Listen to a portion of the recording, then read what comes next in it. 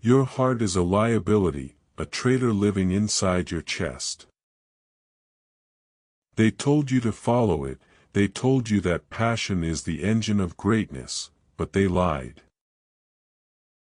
Look at the wreckage of your own life, every bad decision, every text you shouldn't have sent, every opportunity you let slip through your fingers because you were afraid or anxious or too excited, all had one common denominator: emotion. You felt, and because you felt, you lost. The world belongs to the cold, to the surgical, to the men and women who can look at a disaster and feel absolutely nothing but the urge to calculate the next move. Niccolò Machiavelli did not write about passion, he wrote about strategic prowess, and he understood a truth that civilized society tries to drug you out of knowing: the person who cares the least controls the most. If you can learn to sever the connection between your reality and your emotional response, you become a ghost who cannot be hurt, manipulated, or predicted. You enter a state of existence known as the zero state, becoming the eye of the storm while most people live as leaves in a hurricane.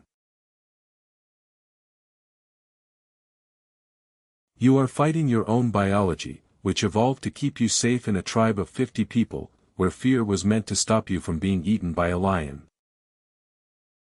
Now, that outdated software stops you from walking away from a toxic partner or starting a business, firing alarm bells in a safe room.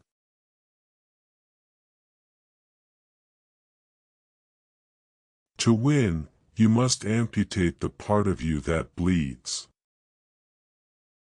We are told that not caring is a sickness, a sign of depression or a lack of morals, and that the more we care, the more virtuous we are.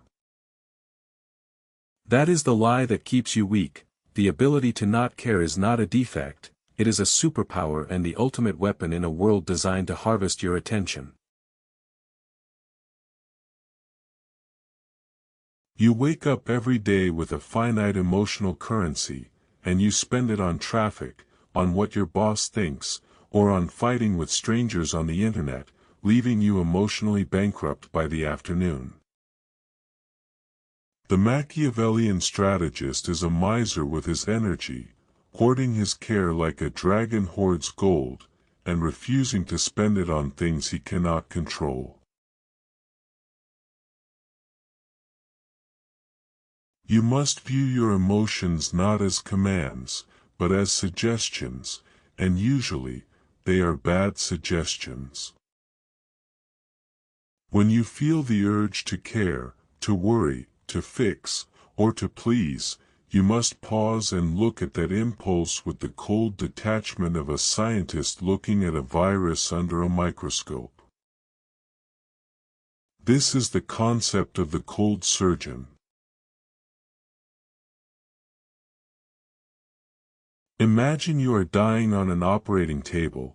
Do you want the surgeon who loves you, who is crying and frantic with emotion, or the surgeon who doesn't know your name, doesn't care about your life story, but is calm, cold, and precise with the scalpel? You choose the cold surgeon every time, and you need to become that surgeon for your own life. When you care too much, your hands shake, you overcompensate, and you become desperate. When you stop caring about the outcome and focus only on the execution, you become steady and lethal.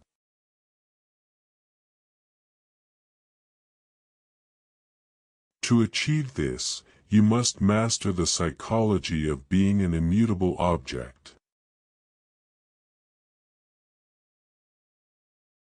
Most people are puppets with strings attached to their ego and insecurities. All the world has to do is pull a string, and they dance. If someone insults you, you get angry, and if someone ignores you, you get anxious. To be cold is to cut the strings. Imagine a cliffside by the ocean.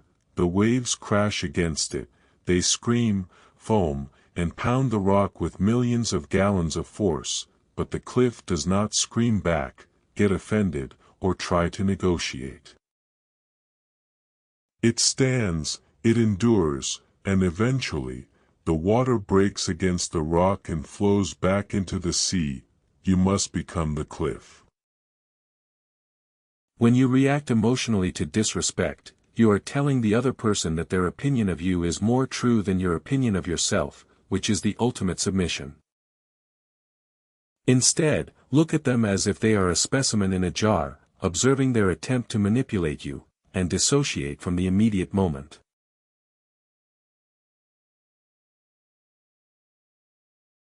When you view them with clinical detachment, their power evaporates, because you are not fighting them, you are studying them, and nothing is colder than being studied.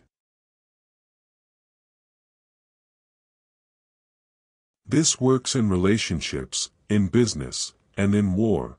The person who loses their temper first loses the negotiation. When you stop reacting to a toxic person, they will enter an extinction burst. They will not just fade away, they will attack, spread rumors, and try to bait you with guilt. This is the critical moment where most people fail, panicking and thinking they need to explain themselves. Do not fold. The escalation is a sign of success, meaning the parasite is losing its grip on you. If you apologize or explain, you teach them that screaming louder will eventually force your compliance. Let them scream and tell their version of the story, while you conserve your energy to build your reality. You must understand the economics of affection inflation.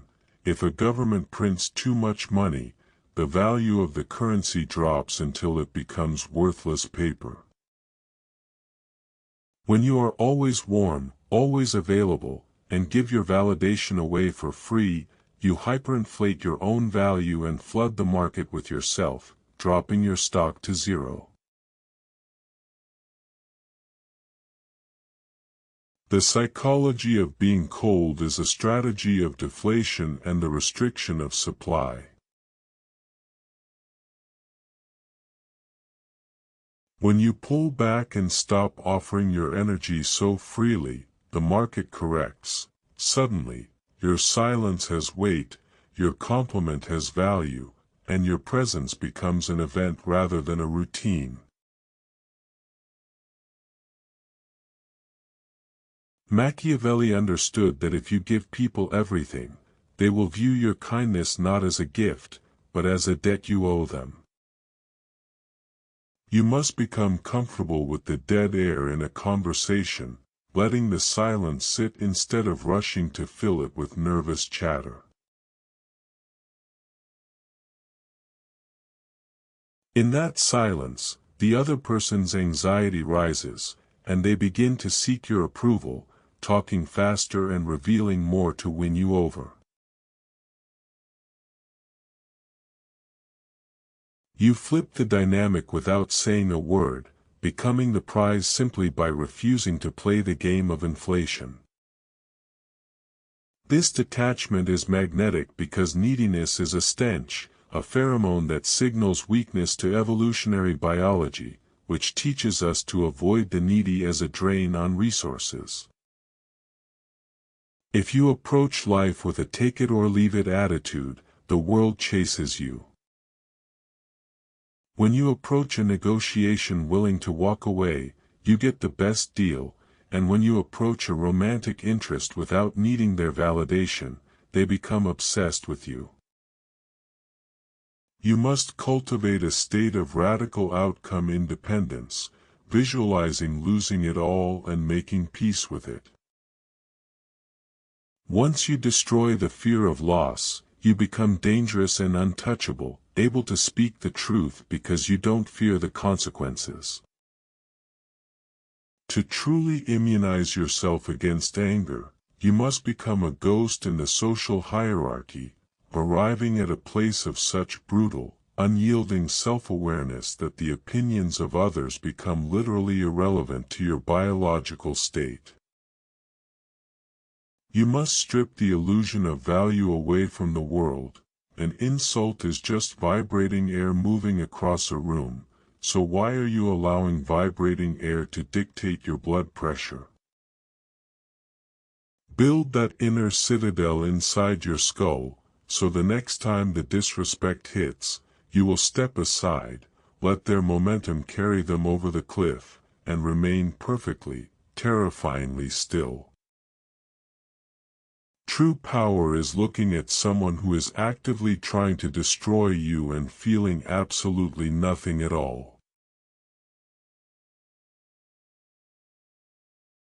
You realize that caring was just a cage you built for yourself. You unlock the door, step out, and look at the people rushing around, terrified and desperate, and you feel light.